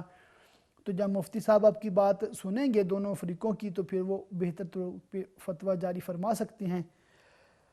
ایک سسٹر نے بریڈ فورڈ سے بڑی تشویش کا اظہار کیا، بڑی پریشان بھی تھی، اور ہونا بھی چاہیے کہ بعض ناسمجھ لوگ جو ہے وہ اس طرح کے میسیجز یا تو وہ خود لکھتے ہیں یا وہ فارورڈ کرتے رہتے ہیں کہ آپ اس کو اگر اللہ پر ایمان ہے، اگر اللہ سے محبت ہے، اگر نبی سے محبت ہے، اگر آپ کو یہ ہے، تو پہلے تو اس کا حکم یہ عرض کر دوں کہ آپ پر اس طرح کے میسیجز کو فارورڈ کرنا کچھ ضروری نہیں ہے۔ آپ دیکھیں جو آپ کو میسیج آیا ہے، اگر وہ میسیج کوئی درست اسلامی اس میں معلومات ہے اور آپ کو کنفرم ہے کہ وہ حدیث پاک ہے یا قرآن پاک کی آیت ہے یا کوئی اچھی بات ہے، تو آپ کو بھی دل کو اچھی لگتی ہے، تو اس کو اگر آپ چاہیں تو فارورڈ کریں، انشاءاللہ آپ اس پہ ثواب کمائیں گے۔ نیکی کی دعوت ہے، نیکی کی تشہیر ہے، اس پہ انشاءاللہ آپ کو ثواب ملے گا۔ اگر آپ کا دل نہیں مطمئن یا آپ کے پاس ٹائم نہیں ہے، جیسے سسٹر نے بتایا ان کے پاس کانٹیکٹس ہی نہیں ہیں، تو آپ اگر فارورڈ نہیں کرتے تو پھر بھی کوئی گناہ نہیں ہے۔ اس طرح کے میسیجز سے گھبرانا نہیں چاہیے، اور مشورتاً عرض ہے اگر کسی کو بھی اس طرح کے میسیجز کسی کی طرف سے بہت زیادہ آتے ہوں تو آپ کے لیے یہی مناسب ہے کہ ایسے بندے کو بلاک کر دیں۔ واٹس ایپ میں بھی آپشن موجود ہوتا ہے، وہ بلاک کر دیں آپ ایسے لوگوں کو، پھر ایسے میسیجز آپ کو ریسیو نہیں ہوں گے اور اس طرح کے لوگوں سے چھٹکارا بھی حاصل ہو جائے گا۔ اور ایک سسٹر نے آفر کال کی ہے کہ ان کی کوئی جاننے والی وہ فوت ہو گئی ہیں، اب وہ ان کے خواب میں بار بار آتی ہیں اور معافی کی طلبگار ہیں، تو یہ فرماتی ہیں کہ میں نے ان کو معاف بھی کر دیا ہے مگر پھر بھی خواب آتے ہیں۔ تو سسٹر ان کے لیے آپ صدقہ و خیرات بھی کریں، اگر آپ کے کوئی جاننے والے عزیز ہیں تو ان کی طرف سے اگر آپ کسی غریب کی، مسکین کی، محتاج کی مدد کر دیں گے ان کے اصالِ ثواب کے لیے، تو انشاءاللہ یہ بہت بڑا اس کے لیے فائدہ ہوگا مرنے والے کے لیے۔ اور مزید یہ کہ آپ خود بھی اور اپنے دوست احباب جو آپ کے جاننے والے ہیں ان کو آپ یہ کہہ سکتی ہیں کہ ان کے لیے بھی دعائے مغفرت کروائیں۔ تو اللہ تعالیٰ سے دعا کہ اللہ تعالیٰ اس مرحومہ کی مغفرت فرمائے اور ایسے خواب آپ کو آنا بند ہو جائیں، اور اس کا حکم یہی ہوتا ہے کہ آپ اس کے لیے زیادہ سے زیادہ توبہ استغفار کریں، ان کے لیے زیادہ سے زیادہ دعائیں کریں، اللہ تعالیٰ ان کے لیے آسانی فرمائے۔ ایک بھائی نے کال کی تھی کہ فرض نماز کے علاوہ جو ہم نوافل پڑھتے ہیں، اگر اس میں کسی آیت مبارکہ کو بار بار پڑھنے کو جی چاہتا ہے، اس کی تکرار کرنے کو جی چاہتا ہے، یا مثلا سورہ اخلاص ہے اس کو بار بار پڑھنے کو جی چاہتا ہے، تو کیا ایسا ہم کر سکتے ہیں؟ تو جی ہاں، بالکل ایسا کیا جا سکتا ہے۔ بلکہ نوافل کی جو نمازیں ان میں تو بعض روایتوں میں ایسے آتا ہے کہ جیسے سورہ اخلاص ہر رکعت میں 11 بار پڑھی جائے، 3 بار پڑھی جائے، تو اس طرح آپ کر سکتے ہیں۔ اس میں آپ کو ایک ہی رکعت میں زیادہ صورتیں بھی پڑھی جا سکتی ہیں، اور اگر آپ کو ذوق آپ کو بن رہا ہے، کسی آیت مبارکہ کا آپ کو ترجمہ مفہوم سمجھ میں ہے، اور الحمدللہ قرآن پاک کے تو ہر لفظ سے ہمیں محبت ہونی چاہیے، مگر بعض آیات، بعض الفاظ ایسے دل پہ کلک کرتے ہیں، وہ بہت زیادہ الحمدللہ اس سے خشوع و خضوع بھی ملتا ہے اور بہت زیادہ رکعت طاری ہوتی ہے، یہ کیفیت بن جاتی ہے، تو اس کو اگر آپ بار بار پڑھنا چاہیں تو وہ بھی آپ پڑھ سکتے ہیں، اس میں کوئی مذاکرہ نہیں ہے، تو یہ آپ کو بالکل اجازت ہے۔ ایک بھائی نے ابھی جو کال کیا انہوں نے پوچھا کہ اگر بیوی جھوٹ بولے تو اس کی کیا سزا ہے؟ دیکھیں کہ سزا اور جزا یہ اللہ تعالیٰ کے ہاتھ میں ہے۔ اللہ تعالیٰ کا جس بندے نے جرم کیا ہے، گناہ کیا ہے، تو اللہ تعالیٰ اس کو جزا یا اس کی سزا دیتا ہے۔ ہاں، بعض اوقات ہمیں بھی بعض باتوں کا اختیار ہوتا ہے، تو اگر کسی کی بیوی اس کے ساتھ جھوٹ بولتی ہے تو اس کو یہ چاہیے کہ اس کو قرآن و حدیث سے جھوٹ بولنے کے جو نقصانات ہیں وہ بتائے، اس کو سمجھائے۔ بعض لوگوں کی یہ عادت ہوتی ہے کہ جیسے کہہ لیں کہ ان کی سمجھ میں نہیں آ رہا ہوتا، فسمہاؤ، ان کو جھوٹ بولنے کی عادت ہوتی ہے، تو ایسے لوگوں سے چاہے وہ عورت ہے یا مرد ہے، ہم سب کو محتاط رہنا چاہیے۔ تو ظاہر سی بات ہے اگر اس نے بکثرت جھوٹ بولے ہیں تو اس کا جو ٹرسٹ ہے، اس کا جو اعتماد ہے، اس نے خود کھو دیا ہے، تو ایسے لوگوں سے ہمیں زیادہ محتاط بھی رہنا چاہیے۔ اور اگر ہمیں وہ کوئی بات بتاتے ہیں تو ہمیں اس کو ڈبل چیک کرنا چاہیے. یعنی اگر کسی نے کوئی خبر ہمیں دی ہے اور ہمیں پتہ ہے یہ بندہ جھوٹ بولتا ہے تو ہم اس بات کی تصدیق کسی اور ذریعہ سے بھی حاصل کر لیں تاکہ ہو سکتا ہے وہ سچ ہی بول رہا ہو. تو بعض اوقات جھوٹ بولنے والا بھی سچ بول دیتا ہے اور بعض اوقات سچ بولنے والا جھوٹ بول دیتا ہے. تو یہ تو ہو رہا ہے. ہمیں چاہیے کہ ہم اپنے اہل بالخصوص جیسے بیوی ہے، بچے ہیں اور اپنے جو جاننے والے ہیں، بلکہ ہمیں تمامی مسلمانوں، تمامی انسانوں کی اصلاح کی فکر ہونی چاہیے. تمامی لوگوں کی اصلاح کی کوشش ہمیں کرنی چاہیے. اس کے لیے ہمیں خود بھی دینی معلومات ہونی چاہیے تاکہ ہم دوسروں کی بھی دینی شرعی رہنمائی کر سکیں. تو اللہ تعالی ہمیں جھوٹ کی بری عادت سے محفوظ رکھے، اور جو لوگ اس جھوٹ کی عادت میں مبتلا ہیں اللہ تعالیٰ ان کو اس سے شفا عطا فرمائے، اور اللہ تعالیٰ ہمیں ہمیشہ سچ بولنے کی توفیق عطا فرمائے. تو بھائی کا دوسرا سوال یہ تھا، اور اس پہ وہ ظاہر کافی پریشانی میں ہیں، بیماری میں ہیں. تو فرما رہے تھے کہ علماء اکرام فرماتے ہیں کہ بیماری رحمت ہے. تو جو بیمار ہوتا ہے اس کو تو زحمت محسوس ہو رہی ہوتی ہے، تو اس کا کیا مفہوم ہے، کیا اس کا مطلب ہے؟ جی واقعی بیماری جو ہے وہ رحمت ہے. ان معنوں کا ہے کہ حدیث پاک میں آتا ہے کہ بندہ مومن کو اگر کانٹا بھی چبھے تو اس کے گناہ معاف ہوتے ہیں. ایک اور روایت کا خلاصہ ہے کہ اللہ تعالیٰ بعض بندوں کے درجات بلند کرنا چاہتا ہے، یعنی کہ ان کو جنت میں اعلیٰ مقام عطا فرمانا چاہتا ہے، مگر بندہ پریکٹیکلی ایسے عمل نہیں کر رہا ہوتا، ایسے کام نہیں کر رہا ہوتا جس سے وہ اعلیٰ مقام حاصل کر سکے، تو اللہ تعالیٰ اس کو بیماری میں مبتلا کر دیتا ہے تاکہ اس کے جو گناہ ہیں وہ کم ہو جائیں. گناہ جب کم ہوتے ہیں تو آٹومیٹک اس کے درجے بڑھ جاتے ہیں. تو ویسے بھی ہمیں جب ہم تاریخ اسلام کو پڑھتے ہیں، انبیاء کرام علیہ السلام کے حالات زندگی کو پڑھتے ہیں تو کتنی مشکلات سے گزرے ہیں. تو میں عرض کر رہا تھا کہ بیماری کی وجہ سے گناہ جو ہیں وہ معاف ہوتے ہیں، اللہ تعالیٰ اس کو مزید درجے بلند فرماتا ہے. آئیے اس کے حوالے سے چند حدیثیں میں عرض کر دوں تاکہ بیماری کے جو فضائل ہیں، بیماری جو رحمت ہے، اس کے کیا مفہوم ہے. انشاءاللہ آپ کو یہ حدیث مبارکہ سن کر زیادہ اس کی معلومات ہوگی. پہلی حدیث پاک ہے صحیح بخاری اور صحیح مسلم میں حضرت ابو ہریرہ اور حضرت ابو سعید رضی اللہ تعالیٰ عنہما سے مروی ہے. حضور اقدس صلی اللہ تعالیٰ علیہ وآلہ وسلم فرماتے ہیں، مسلمان کو جو تکلیف اور ہم اور حزن اور اذیت اور غم پہنچے، یہاں تک کہ کانٹا جو اس کے چبھے، اللہ تعالیٰ ان کے سبب اس کے گناہ مٹا دیتا ہے. ایک اور حدیث پاک میں ہے، مسلمان کو جو اذیت پہنچتی ہے، مرض ہو یا اس کے سوا کچھ اور، اللہ تعالیٰ اس کے سیئات کو گرا دیتا ہے جیسے درخت سے پتے جھڑتے ہیں. ایک اور حدیث پاک میں ہے کہ پیارے پیارے آقا مدینے والے مصطفیٰ صلی اللہ تعالی علیہ وآلہ وسلم ام الصائب کے پاس تشریف لے گئے اور ارشاد فرمایا، تجھے کیا ہوا ہے جو کانپ رہی ہے؟ عرض کی، بخار ہے، خدا اس میں برکت نہ کرے.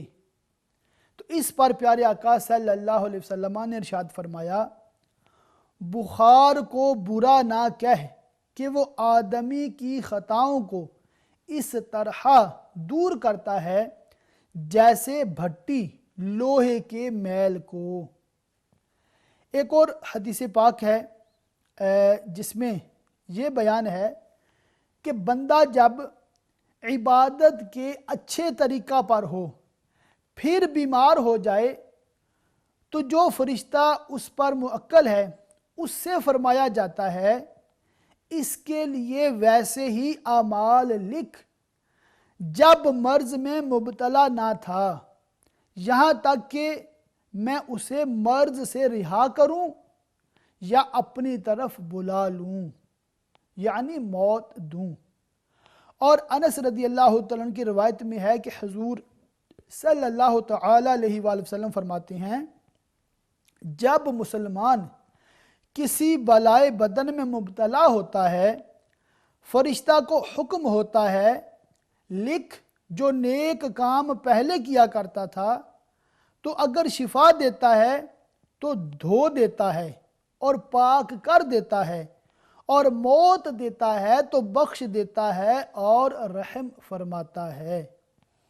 تو اس حدیث پاک اور اس طرح کے جو مفہوم کی احادیث مبارکہ ہیں، اس سے ہمیں پتہ چلتا ہے کہ اللہ تعالیٰ اپنے بندوں کو مختلف انداز کے ساتھ آزماتا ہے، ان کو مختلف بیماریوں پریشانیوں میں مبتلا فرماتا ہے، اور یہ بھی پھر اللہ تعالیٰ کی رحمت ہے کہ بیمار تو کافر بھی ہوتا ہے۔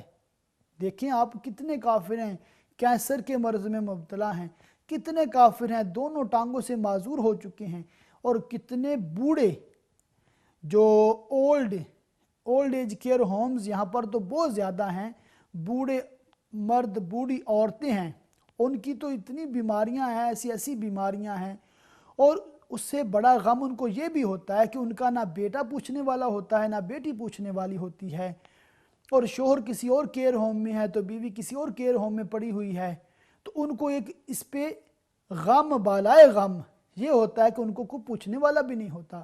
مگر مسلمان ہیں ہم، الحمدللہ یہ اللہ تعالیٰ کی کتنی بڑی نعمت ہے، اللہ تعالیٰ نے ہمیں اسلام کی دولت سے مالا مال کیا ہے، اور پھر ہمارے دوست احباب ہمارے جاننے والے کم از کم ہمیں پوچھتے تو ہیں، یہ بھی اللہ تعالیٰ کی رحمت ہے، نعمت ہے کہ ہمیں کوئی دو چار جاننے والے ہیں، اور الحمدللہ اللہ تعالیٰ جو بیماری دیتا ہے اس پہ پھر یہ اجر دیتا ہے کہ ہمارے گناہ مٹا دیتا ہے۔ اور ہمیں دعا یہی کرنی چاہیے، اور سب کے لیے ہم یہی دعا کرتے ہیں کہ اللہ تعالیٰ سب کو آزمائشوں سے بیماریوں سے پریشانیوں سے محفوظ رکھے، مگر اگر کوئی مبتلا ہو گیا ہے تو اب اس کے لیے حکم ہے کہ صبر کرے، اور صبر پہ اللہ تعالیٰ نے جو اجر کا وعدہ کیا ہے انشاءاللہ وہ ضرور عطا فرمائے گا۔ اور بیماریاں اور مشکلات تو اللہ تعالیٰ نے ان حضرات قدسیہ کو بھی دی ہیں جو سب سے زیادہ مقرب، سب سے افضل ہیں، میری مراد انبیاء کرام علیہ السلام ہیں۔ پیارے پیارے آقا مدینے والے مصطفیٰ صلی اللہ علیہ وسلم ارشاد فرمایا کرتے تھے کہ راہ خدا میں جتنا میں ستایا گیا اتنا کوئی نہیں ستایا گیا، اس طرح کے الفاظ ہیں حدیث پاک کے۔ اسی طرح حضرت ایوب علیہ السلام کی بیماری کا تو اتنا مشہور واقعہ ہے کہ وہ بہت زیادہ بیمار ہوئے تھے، اور اسی طرح اور بھی دیگر انبیاء کرام علیہ السلام مختلف قسم کی آزمائشوں میں مشکلات میں ان کو مبتلا کیا گیا۔ اور جو ٹاپک ہم ڈسکس کر رہے ہیں، دیکھیں آپ طلاق کا موضوع ہے، حضرت یحییٰ علیہ السلام کے شہید کیے جانے کا ایک سبب یہ بھی کتابوں میں ملتا ہے کہ انہوں نے فتویٰ دیا تھا، صرف اس وجہ سے کہ انہوں نے یہ فتویٰ دیا تھا کہ بادشاہ نے اپنی بیوی کو 3 طلاقیں دے دی تھیں، تو آپ نے یہ فتویٰ دیا کہ اب یہ بغیر حلالے کے تیرے لیے حلال نہیں ہوگی۔ بادشاہ نے جب یہ سنا تو معاذ اللہ اس نے بغض میں عداوت میں حضرت یحییٰ علیہ نبی جناب علیہ السلام آپ کو شہید کروا دیا۔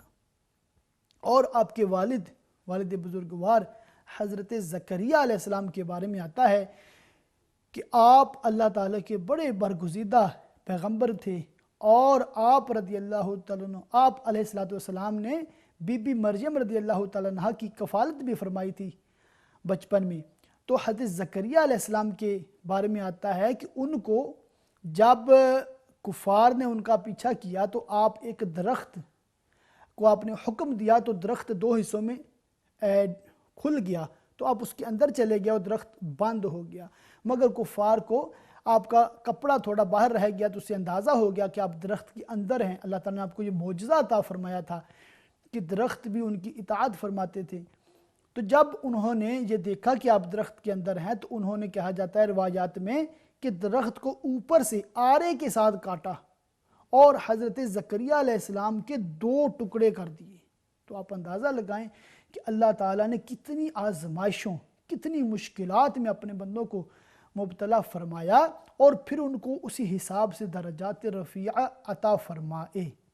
اللہ تعالیٰ بغیر آزمائش کے بغیر بیماری کے بھی جسے چاہتا ہے جتنے چاہتا ہے درجے بلند عطا فرما سکتا ہے، فرماتا بھی ہے، مگر اللہ تعالیٰ کی ہر بندے کے بارے میں جو حکمت ہے وہ اللہ تعالیٰ ہی بہتر جانتا ہے۔ تو ہم اللہ تعالیٰ سے دعا کرتے ہیں جس بھائی نے سوال کیا تھا اور بھی جو ناظرین بیمار ہیں، جہاں کہیں بھی مسلمان بیمار ہیں، اللہ تعالیٰ تمام کو شفا کاملہ عطا فرمائے، اور جو مسلمان دنیا سے رخصت ہو چکے اللہ تعالیٰ تمام کی بخشش و مغفرت فرمائے اور تمام کو جنت الفردوس میں اعلیٰ مقام عطا فرمائے۔ تو ناظرین میں عرض کر رہا تھا کہ طلاق کی جو قسمیں ہیں، طلاق کی اقسام میں سے پہلی قسم تو طلاق احسن، طلاق حسن دوسری ہے، اور طلاق بدعی تیسری ہے، اس کی میں نے وضاحت کی ہے۔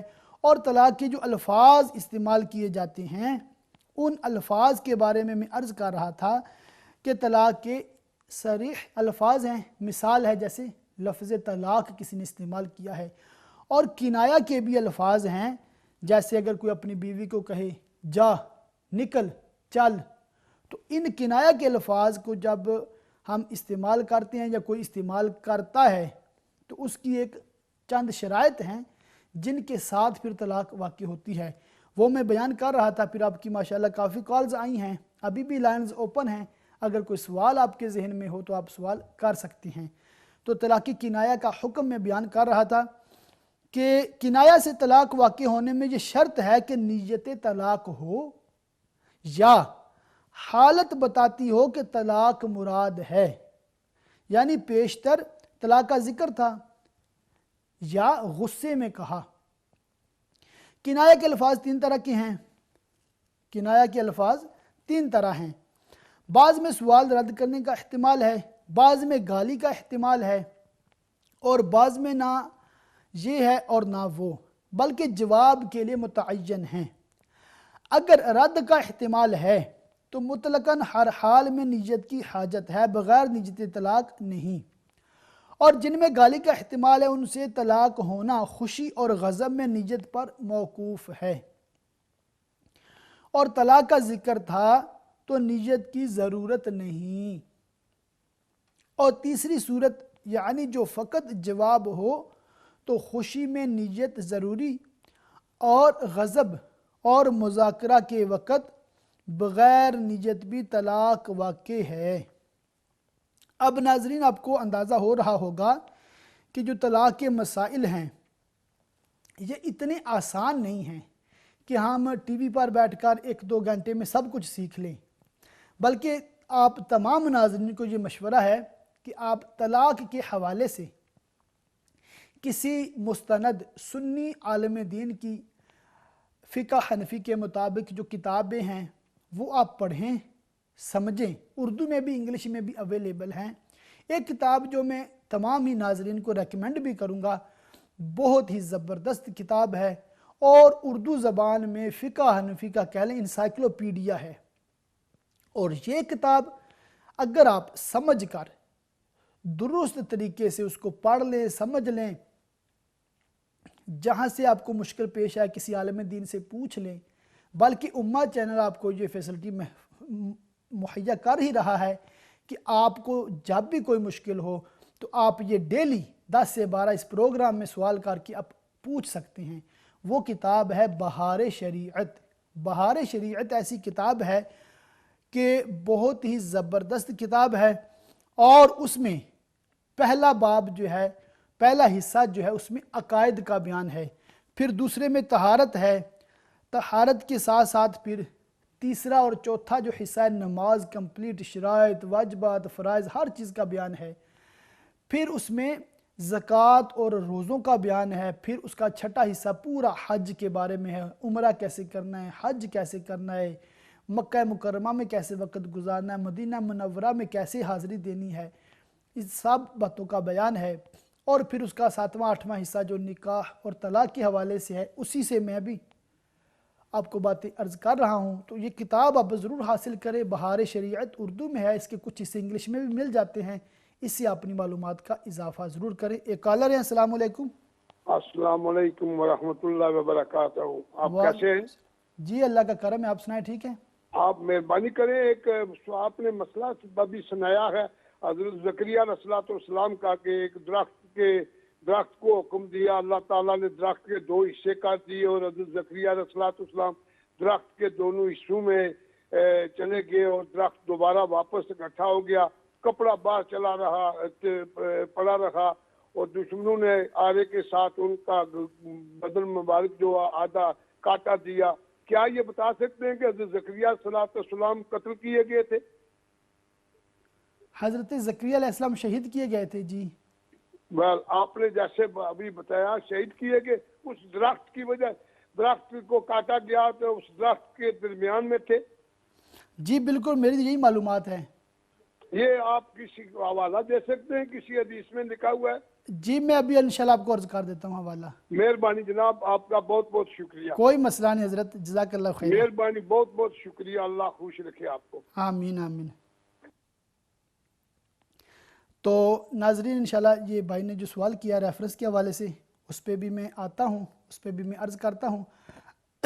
تو عرض کر رہا تھا کہ بہار شریعت یہ بہت ہی مستند، بہت ہی پیاری کتاب ہے۔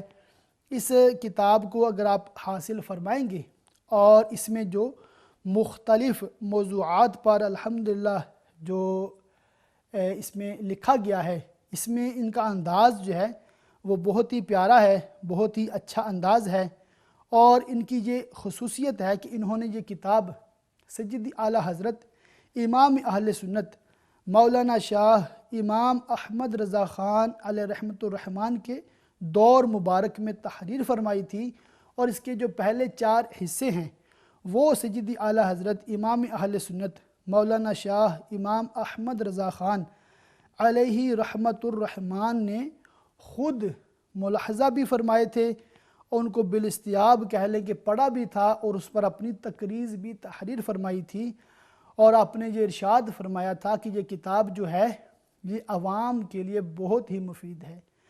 تو یہ کتاب جو عوام کے لیے لکھی گئی ہے تو ہمیں چاہیے کہ ہم اس کتاب سے بھرپور استفادہ کریں، بھرپور اس سے فائدہ اٹھائیں، اور یہ کتاب اور اس طرح کی جو کتابیں ہیں اس سے ہمیں جو انشاءاللہ وہ سیکھنے کو کافی ملتا ہے، کافی سے ہمیں معلومات حاصل ہوتی ہے۔ تو ابھی ایک بھائی جو لطیف صاحب نے سوال یہ کیا تھا کہ زکریا علیہ السلام کیا وہ شہید کیے گئے تھے، تو ان کا کیا واقعہ ہے، تو اس کے حوالے سے میں ابھی عرض کر دیتا ہوں کہ حضرت جی تو دیکھیں کہ حضرت زکریا علیہ السلام کے بارے میں جو کتابوں میں لکھا گیا ہے وہ میں آپ کو انشاءاللہ چند باتیں عرض کر دیتا ہوں کہ یہودیوں نے جب حضرت یحییٰ علیہ السلام کو شہید کر دیا تو پھر ان کے والد ماجد حضرت زکریا علیہ السلام کی طرف یہ ظالم لوگ متوجہ ہوئے کہ ان کو بھی شہید کر دیں،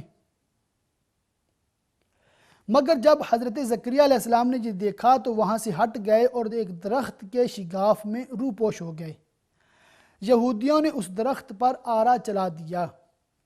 جب آرا حضرت زکریا علیہ السلام پر پہنچا تو خدا کی وحی آئی کہ خبردار اے زکریا، اگر آپ نے کچھ بھی آہوزاری کی تو ہم پوری روئے زمین کو تہ و بالا کر دیں گے، اور اگر تم نے صبر کیا تو ہم بھی ان یہودیوں پر اپنا عذاب نازل کر دیں گے۔ چنانچہ حضرت زکریا علیہ السلام نے صبر کیا، اور ظالم یہودیوں نے درخت کے ساتھ ان کے بھی 2 ٹکڑے کر دیے۔ یہ جو واقعہ ہے جو میں نے ابھی عرض کیا کہ درخت میں حضرت زکریا علیہ السلام گئے اور درخت کے پھر 2 ٹکڑے ہوئے، زکریا علیہ السلام کے بھی 2 ٹکڑے ہو گئے، تو یہ واقعہ تاریخ ابن کثیر میں اسی طرح منقول ہے، اور تاریخ ابن کثیر کی جلد نمبر 2 اور صفحہ نمبر 52 ہے۔ اگر آپ اردو میں کتاب حاصل کرنا چاہیں جس میں یہ واقعہ ہے تو عبد المصطفیٰ اعظمی رحمۃ اللہ تعالی علیہ کی کتاب بہت مشہور ہے، عجائب القرآن مع غرائب القرآن، تو اس کا جو دوسرا حصہ ہے غرائب القرآن، غرائب القرآن کے صفحہ نمبر 292 پر پہلے حضرت یحییٰ علیہ السلام کی شہادت کا واقعہ ہے جو میں نے ابھی عرض کیا، تو اس کے بعد جو ہے حضرت زکریا علیہ السلام جو آپ کے والد بزرگوار ہیں، ان کی شہادت کا اس میں درج ہے۔ اور یہ واقعہ اسی طرح ہے کہ درخت میں آپ چھپے تھے، درخت میں آپ تشریف لے گئے تھے، تو یہودیوں نے درخت کے پھر 2 ٹکڑے کیے آرے کے ساتھ، تو آپ علیہ السلام کے جسم مبارک کے بھی پھر 2 ٹکڑے ہو گئے۔ تو آگے اسی کی تفسیر میں یہ بھی لکھا ہے کہ اس میں اختلاف ہے کہ حضرت یحییٰ علیہ السلام کی وہ مطلب شہادت کہاں پر ہوئی، مگر حضرت زکریا علیہ السلام کے بارے میں کوئی اس میں اختلاف اس کتاب میں کوئی درج نہیں ہے۔ اور یہ جو سارا مسئلہ ہے اس آیت مبارکہ کے تحت آتا ہے، جسے پارہ نمبر 3 سورہ آل عمران اس کی آیت نمبر 21 میں اللہ تعالیٰ نے ارشاد فرمایا، ان الذین یکفرون بآیات اللہ ویقتلون النبیین بغیر حق ویقتلون الذین یأمرون بالقسط من الناس فبشرہم بعذاب علیم۔ وہ جو اللہ کی آیتوں سے منکر ہوتے اور پیغمبروں کو ناحق شہید کرتے اور انصاف کا حکم کرنے والوں کو قتل کرتے ہیں، انہیں خوشخبری دو دردناک عذاب کی۔ تو اس آیت مبارکہ کے تحت تفاسیر میں یہ واقعہ درج ہے۔ تو مزید اگر کسی کو معلومات چاہیے ہو تو عجائب القرآن مع غرائب القرآن اردو زبان میں بہت ہی پیاری کتاب ہے، اس کتاب کو حاصل کریں، خود بھی پڑھیں، اور انشاءاللہ اس میں آپ کو مزید کئی معلومات ہوں گی۔ قرآن پاک کے جتنے کم و بیش واقعات ہیں تمام ہی واقعات کو اس میں بیان کیا گیا ہے۔